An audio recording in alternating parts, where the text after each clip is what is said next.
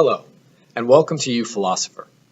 Today, I'd like to have a conversation about something, well, let's say anything other than politics.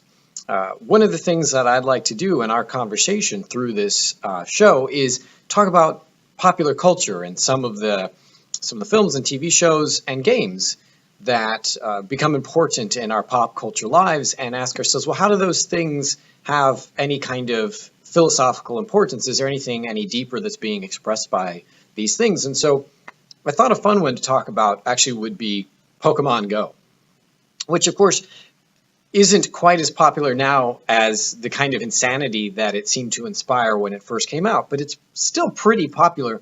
And I think there is some material of greater interest than, well, it's just a game about, kidnapping little monsters and forcing them to fight against each other than it seems.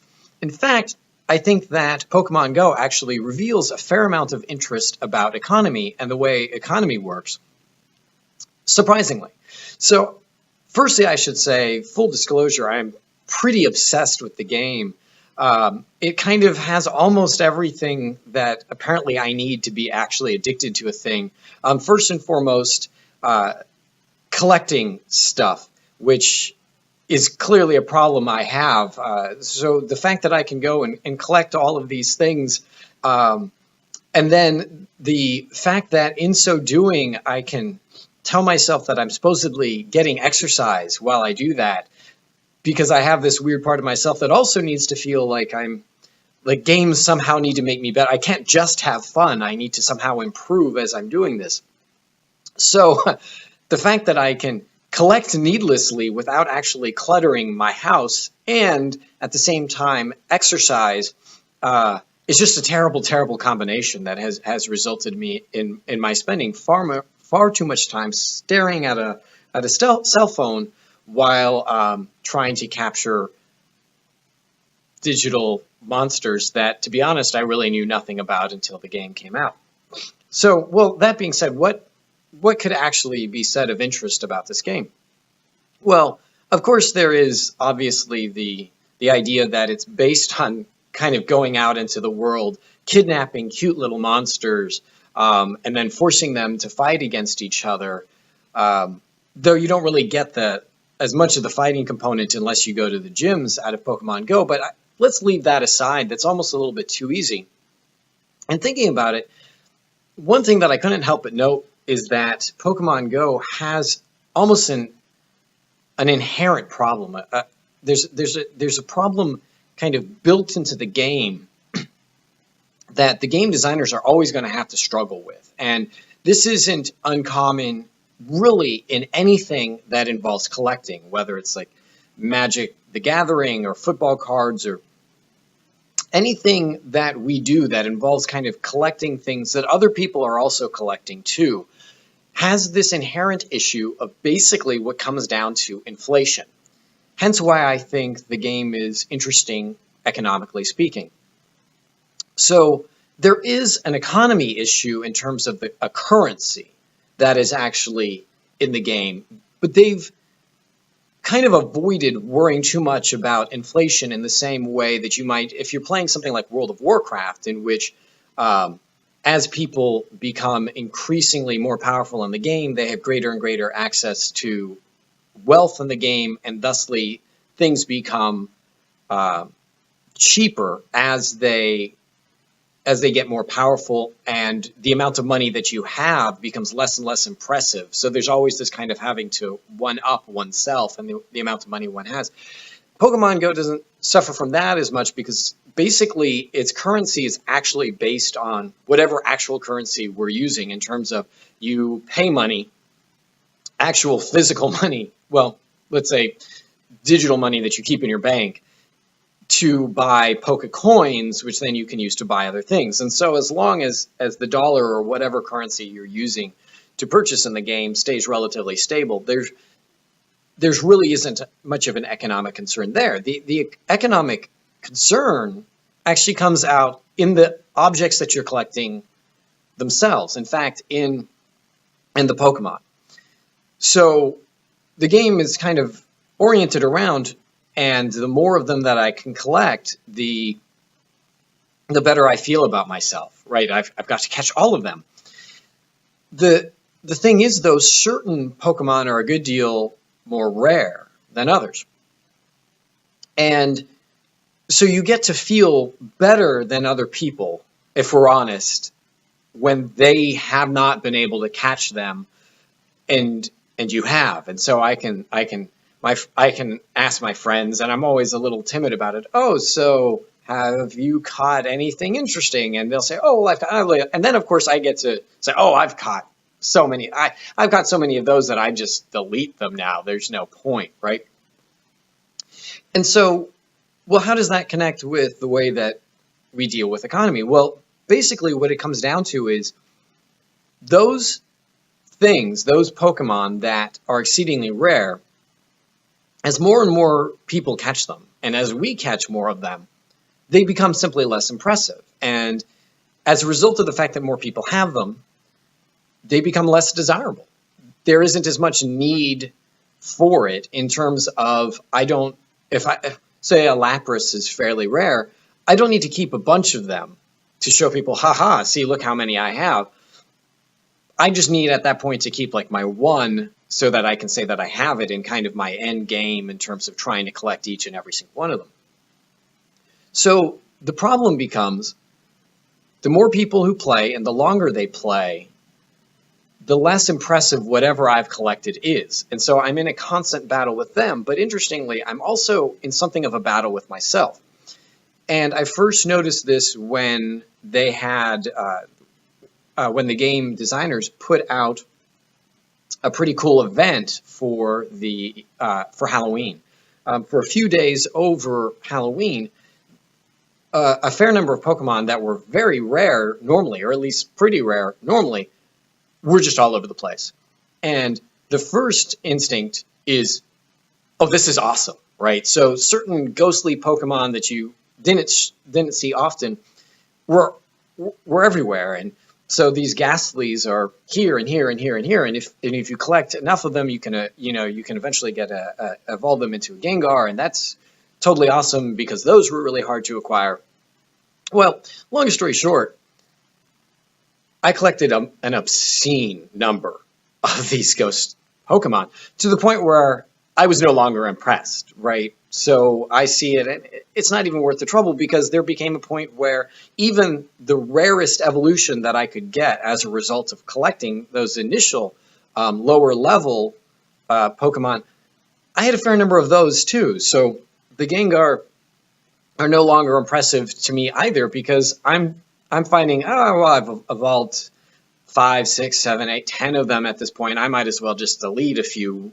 What does it really matter? So I didn't even really have to compete with other people and recognize that, oh, they had all of these too, for me to recognize the value loss that had occurred because I had so much of it. And then you go, oh my God, that is an inherent problem with our economy as a whole. Like, that's not just a problem with Pokemon Go. That's a problem with our currency. That's a problem literally with the way that we construct the dollar. And it's kind of a secret, I think, that no one really wants to talk about. And don't get me wrong. Economics is complex and in many ways is far, far, far, far, far beyond me. But if we were to simplify it to kind of some of its core components, well, Pokemon Go does reveal something about it that we may not all be all that comfortable really talking about, which is the realization that simply this. Our economy requires a basic fact, which is not necessarily held by every culture around the world, by the way, which is the idea that the fewer people who have a thing, the more valuable that thing is. In other words, just in general, the less that there is of a thing, the more valuable that thing is. So the fewer instances of a Babe Ruth rookie card, the better for the few people who happen to have them. In fact, there's always kind of that joke of, if you really want to make a lot of money, you buy up all of the instances of a really common baseball card by every single instance you can, and then light them all on fire except for one. And then the baseball card that no one cared about suddenly is the only one, and that becomes incredibly valuable. Because for some reason we have this idea that if something is rare, it's then by default valuable. Now, not every culture in the world has always held that idea, right? There are those who have held the idea that the wealthiest person isn't the person who has the most, but the person who actually gives away the most. So different kinds of economies. So Native American economy in some cases might work in that way. Or you have the idea of a Catholic economy, right? That the pursuit of individual wealth is actually a distraction from a kind of monastic life, right? So especially in the Middle Ages, right? So that really the cash value of a thing has nothing to do with its actual physical instantiation, but has more to do with how you're spending your time reflecting on God. But in our case, in our society, certainly, the rarer something is, the more valuable it is. And the more, so it only then stands to reason that the more people who have a thing, the less valuable to us that thing is. And basically, so what we're talking about is inflation at that point. And no one really wants to put inflation that way. We often actually look at inflation as a relatively good thing. We aim for a certain fairly small amount of inflation per year that's seen as good for producing jobs, and that's seen as good for increasing productivity, because basically what we're talking about when we're talking about inflation is the idea that there's more money in the system. And as long as the amount of money in the system is growing a bit at a fairly consistent and constant rate, well, then people are spending more money, thusly increasing demand, which is increasing production, which then requires that more people be hired, which means that more people and have jobs, which means that more people have money, so more money comes into the system, which means that they have more than that they could buy, and the cycle continues on and on and on. The Pokemon Go issue of the system, though, that nobody really wants to talk about, is the realization that basically what that means is our very notion of money is inherently grounded in the idea that not just should I have as much money as possible, but the amount of money that I have and its worth is contingent upon other people not having. The worth of my money is increased when other people have less of it. In the same way that, the more I have of a particular Pokemon, well, that's good. But if no one else has it, that's even better. And so what you realize is that there is an inherent concern with the realization that my being very wealthy isn't just amount of money, isn't just a matter of the amount of money that I have. Because what counted as very wealthy 50 years ago, in terms of maybe $1 million, it doesn't have the same value now. So wealth isn't just a matter of number; it's also a matter of what we recognize that that number can actually do, and what we're willing to give you for that, and how much stuff, how much goods and services you can purchase with that, with this number of dollars that you happen to have. So if that's true, right, if what I'm saying in terms of this kind of analogy between Pokemon Go and our basic economic notion is true, then that means that the value of the dollar isn't just a matter of production and what it can purchase, but the value of the dollar is, in fact, reduced the more dollars there are in the system. In other words, the more people who have dollars, the less valuable I think my dollar is. Now, maybe that's just a kind of inherent human selfish thing, right? Oh, well, if they have it too, it's not as valuable to me. But it's not just that, because there's also the realization that the more Ghastlies I have, right, or the more Lapras I have, the less impressed I am by my own wealth. So you realize, wow, maybe part of the reason why we're driven for more wealth is the same reason why we're driven for more Pokemon. Because when I have it, I'm less impressed by it. And so the more of it I have, the less valuable it even is to me. And I have to find some way to kind of validate that worth. And that there's an excellent chance that validating that worth probably comes at the realization that other people don't have it. Oh, well, other people don't have that, so that makes what I have more valuable. Almost as if inspiring lust in others is what generates worth and value. And that isn't completely insane if we reflect on it, right? In terms of, well, if I have the big screen TV and someone else gets the big screen HD TV, well, then what I have is a little bit less impressive. And so I feel a need to get something that they don't have. I need a bigger screen, higher def television. And so we compete with our neighbors in that kind of a way. So on one hand, you realize, wow, does this mean that the American dream is actually impossible? And what a sudden turn there. Because if that's true, then that means that whilst we all believe that every single one of us actually can become wealthy, and we've all been taught that growing up, like, no, if you work hard, right, you can achieve it. And everyone has that opportunity. And the people who don't achieve it, that's their fault. They didn't work hard enough. And somewhere in the back of our heads, we know that probably isn't entirely true. Like all of us, if we're not the person, we know the person who works that 18-hour day, 7 days a week or more and can't get ahead because they don't have enough capital to invest. All of the capital that they are able to acquire immediately has to pay bills and take care of their children. And so their money can't just make money on its own. Whereas if I have $1 million just excess, I can invest that money and I can continue to go work, but the money I've invested is also making money on its own. But the realization becomes, well, if everyone has $1 million, $1 million isn't really worth much at all. So maybe the belief that we have that everyone can achieve that isn't actually true. In fact, it kind of makes sense if you look at things like the average income today, or even like the mode income or the median income. These are all much higher than they were 50 years ago, right? We hear these stories about, 70 years ago, you could buy an entire candy bar with a penny. And it's actually no joke. It's funny to even watch television shows from like the 1950s and look at the amount of money that they'll talk about. They'll say, they'll be having some sort of financial issue in the sitcom, like in the Addams Family or something like that. And like, oh, we need to make $100,000 investment.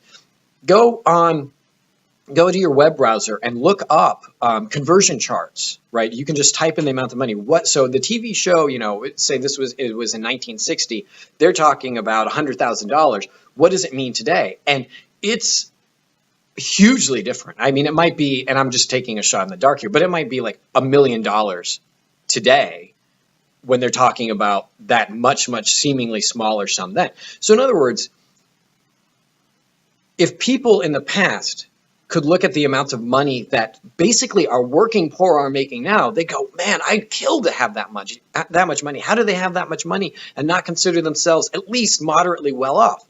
Because if Pokemon Go is any indication, because so many people now have that amount of money, and that amount of money just exists in the first place, its value is decreased. It's decreased because there's more dollars out there, but also decreased because more people have them. Thusly, it's less impressive, right, to have it in the first place. So we're less inspired to give people goods and services for that amount of money.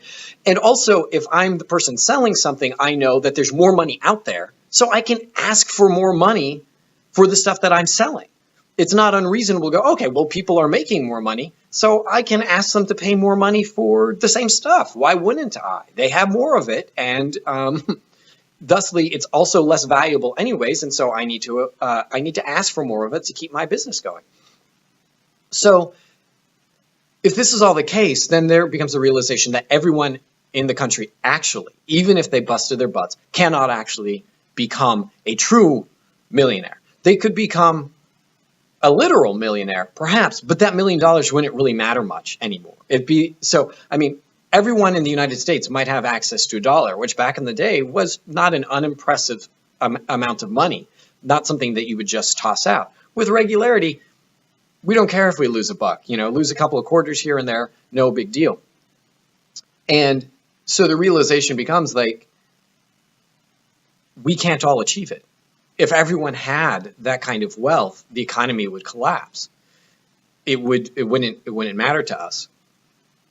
And so maybe part of the answer is, oh, well, but Nick, you're not really giving the economy a fair shake, because the economy is also kind of following this idea of the invisible hand, right? So this really kind of at this point over discussed concept posed by Adam Smith, right? That there is an invisible hand, not literally, and certainly I think in many ways not in the way that we even take it today, that's kind of help guiding the market. That's grounded in a reasonable proposition, right? That people will buy things that are in fact good for them and benefit them. And if those things aren't good for them or benefiting them, then they won't buy them. And in that way, the market punishes, so to speak, the selling of goods or services that are not as beneficial. Or if I'm charging too much for something and someone else can compete and charge less for it, again, the market is going to account for that. People are going to go to buy the less expensive item, which is the same item that's being sold. Of course, they're going to go to the less expensive one. And then the invisible hand is also going to help kind of moderate this issue of supply and demand, right? When there's greater demand, values go up, right? When supply increases, value goes down, so on and so forth. I don't want to simply brush off the invisible hand and this idea that it'll always kind of help moderate everything. Very simply, it just hinges on one thing that isn't entirely true. There's a lot of ways in which the market does, in fact, self-regulate. And some of our way of thinking about that is not entirely inaccurate. One thing, though, that we get a little bit off about it today when we talk about this idea of that, oh, well, don't regulate anything. The market itself will regulate it. It'll be fine. Hinges on the idea that the market doesn't, at the end of the day, require consumers who are actually fallible human beings. We tend to run it almost as if it's a computer program or a computer simulation, and just assume that everything's just going to make logical sense, right? As this demand increases, it's going to require an increase of supply, and people are always going to look to buy things that are in their best interest, so on and so forth. And so we should just let the market be free and let it control itself. But again, I think we can learn from Pokemon Go. There's a fair amount of concern regarding how bad Pokemon Go can actually be for us, and the fact that we don't care. And what I mean by that is, now when you turn on your Pokemon Go, it often will first pop up with this reminder, do not play while driving, which is an insane thing to have to remind people to do.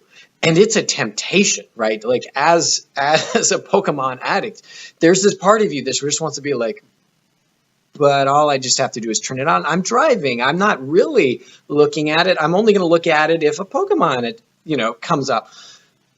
So they have a little, warning, and the programmers are doing these things that they're to try and like keep people alive, like, oh, now it has a warning, you're going too fast. Are you driving? And you have to click like, oh no, I'm a passenger. And I wonder how often people lie, like, oh yeah, no, I'm a passenger. I'm not driving at all. And so they made it harder so that there's things you really can't do while driving at certain speeds. So there's kind of no point. Like you can't just like drive past a Pokestop now and like click on it. Like you've got to be going slow enough for it to work. And all of this to prevent people from dying, because apparently people have been, or at least that they've been getting in accidents. John Ayers of San Diego University was looking, they did like something like a 10-day study using Twitter and looking at the instances of people mentioning Pokemon Go with like incidents in cars. And apparently there was like 100,000 or like 130,000 incidences. Not necessarily accidents, right?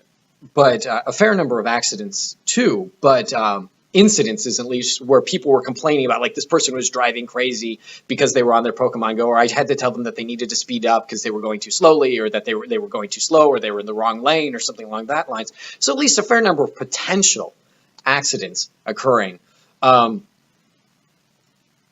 So the realization is then that human beings are so incredibly silly that we have to be told by the games that we're playing not to endanger our lives and the lives of other people when we're catching little fake digital monsters. And that's insane. and hysterical. It's almost Darwinian. Like, it's almost like, what if the Pokemon Go people were like, here's a way to get rid of bad drivers? Unfortunately, a whole lot of innocent people might be taken out at the same time. So anyways, long story short, what this seems to suggest is that this idea that people will, in fact, do what's in their best interest and we shouldn't regulate it at all and the market will just regulate for itself doesn't seem to be entirely true, which is why there's this growing field of what's called behavioral economics, which suggests that we have to be more careful with economies than we think because people don't always do what's in their long-term best interest. People being willing to drive while playing Pokemon Go, let's be really honest, does not mean that people actually value Pokemon Go over their lives. And that seems to be kind of our way of dealing with things like, I don't know, foods that are really bad for us and cigarettes. Like, listen, people want to buy them. That's them saying that they care about cigarettes more than their lives. And we need, in fact, to respect that. And there's no need to regulate it. They're making a rational decision. But I think it's a little silly if we look at something like Pokemon Go to say, no, really, these people are saying they don't care if they kill other people. That's what they're actually saying there.